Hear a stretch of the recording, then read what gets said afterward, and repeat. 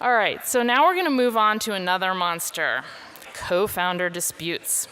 I think people underestimate how critical founder relationships are to the success of a startup. Unfortunately, I've seen more founder breakups than I care to even count. And when it happens, it can crush a startup. Be very careful when you decide to start a startup with someone. Do you know them well? Have you worked with them or gone to school with them? Don't just slap yourself together with someone just because they're available and seem good enough. You'll probably regret it.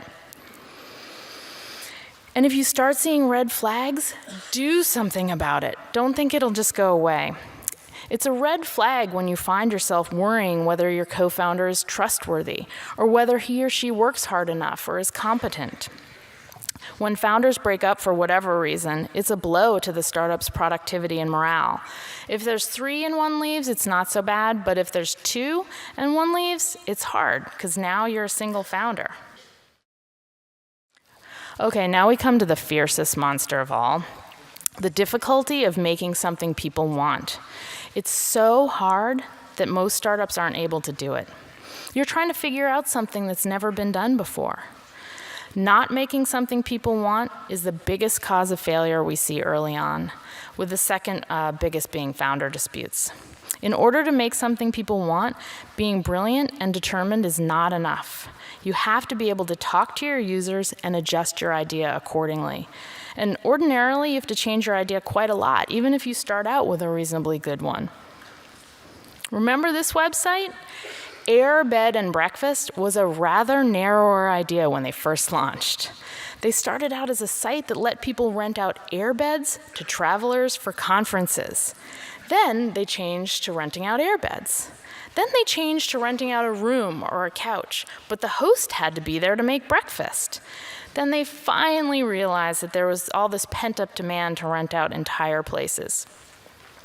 This evolution shows that you may begin with kind of a general vision of what your startup is doing, but you often have to try several different approaches to get it right. And sometimes you have to totally change your idea. Order Ahead, which lets you order takeout on your cell phone, was the founder's 6th idea. We funded them for the first thing. I think they presented on demo day with the 3rd, and it wasn't until Order Ahead that they hit on their big idea. Even if you don't need to change the overall idea much, you still tend to have to do lots of refinement. And one of the best examples of this is Dropbox. Here's a photo of Drew Houston during YC in the summer of '07. He and Arash were working on something that was obviously necessary, but the reason it was hard to predict early on whether they'd succeed is that there were lots of people doing this. The way to win in this world was to execute well. And it didn't happen overnight. They had to get 1,001 details right. There were a lot of unglamorous schleps between that photograph and this one. Looks good. Between starting the company and being on the cover of Forbes, you're going to have some dramatic ups and downs.